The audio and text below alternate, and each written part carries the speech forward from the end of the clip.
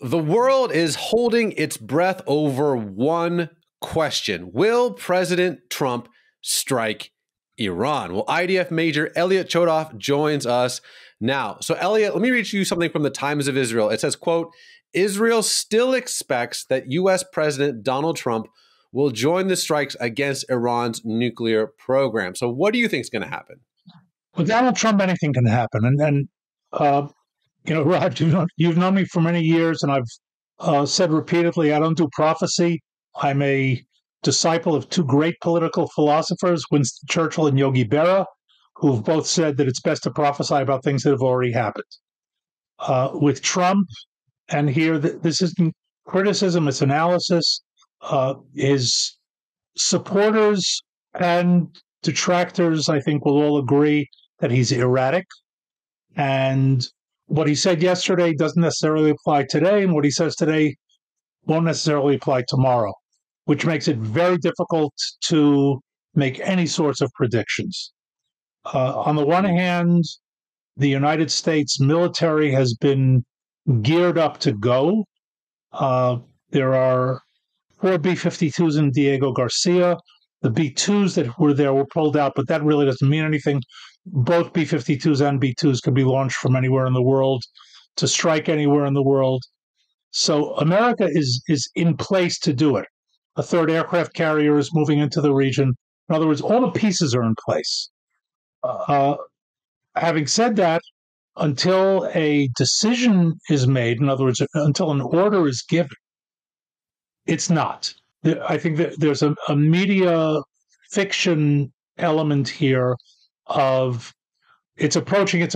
No, it's really binary. It's not there until it's there, and it's there when the order is given. Let me ask you this, Elliot. You obviously grew up in the United States, in the Bronx and Queens. You went to school in upstate in Chicago, so you know America very well. You're an American citizen, yes, as well as an Israeli one. And I'm sure you're aware of this. There is an unbelievable controversy happening in the United States right now in Trump's base, led by a few political pundits, let's call it that. And I think what's basically happening is a lot of conservative Americans say, hey, listen, I bought the line that we should invade Iraq, invade Afghanistan, and it looks like that was a bad decision because look what happened with Iraq, with ISIS. We lost thousands of Americans, trillions of dollars. We don't want regime change again. So that is a huge, huge aspect within the, let's call it MAGA movement. Where do you stand on that? Do you see the United States, getting involved directly with Iran as just another Iraq, another, let's call it neocon war, endless wars? Is this the same thing? No, absolutely not. It's mixing apples and oranges. Whether going into, and here I want to make a distinction, whether overthrowing the Taliban and overthrowing Saddam was a good idea or a bad idea is unconnected to the utter mismanagement of both of those wars in the so-called nation-building stage of it. In other words, America went into it with an attitude of, you broke it, you bought it, and now we have to fix it. In my opinion, a mistake. Here we're talking about something very, very different. First of all, even the IDF is only involved in the Iranian war, so to speak, which, by the way, did not break out on June 13th. It broke out in 1979 when Khomeini came to power. And that also marked the beginning of Iran's war with the United States of America. And I have to say this parenthetically because this is very different from the Iraq-Afghanistan scenario. People forget the hostage issue and crisis of the taking of the U.S. Embassy in the first year of Khomeini, the destruction of the American embassy in Beirut twice, and the Marine barracks, killing 241 Marines by Hezbollah, which was an Iranian agent, by the way, not a proxy, an agent, and numerous, no small number of American deaths along the way by Iranian proxies and agents up until now, recently. So when Iran says death to Israel and death to America, what they really mean is death to Israel and death to America.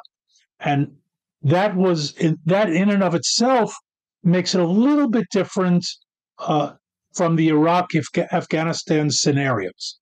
But here, even the Israeli involvement is a purely air campaign. And I think very important here, and first I have to say that as a ground forces officer, it pains me greatly to say that the Air Force is doing a brilliant job. Inter-service rivalry is not exclusively American, but it is doing a brilliant job. But even Israel, leaving Mossad agents aside, doesn't have boots on the ground. This is not a ground war. This is not a war of conquest.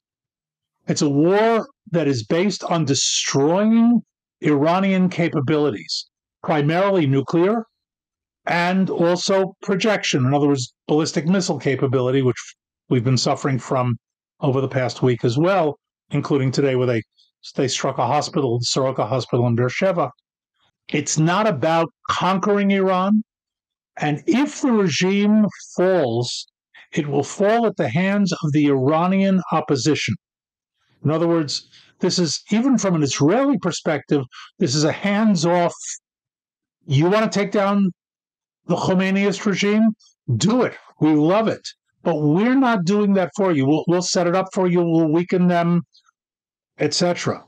So if America goes in, for example, and the one thing that's critical here is what Israel lacks is the delivery platforms of the B-2s to deliver the bunker busters, as they're known, particularly to the Fordo nuclear facility, which is where their enriched uranium is, far underground under a mountain, which would take us a long time to get to and possibly require a commando strike to get to it. America can do that from the air and essentially do the job, finish it off. You want to help us taking out ballistic missile launchers with carrier-based aircraft? Hey, we'd love that. But none of this requires American involvement in a ground operation, a nation-building operation, or anything like that.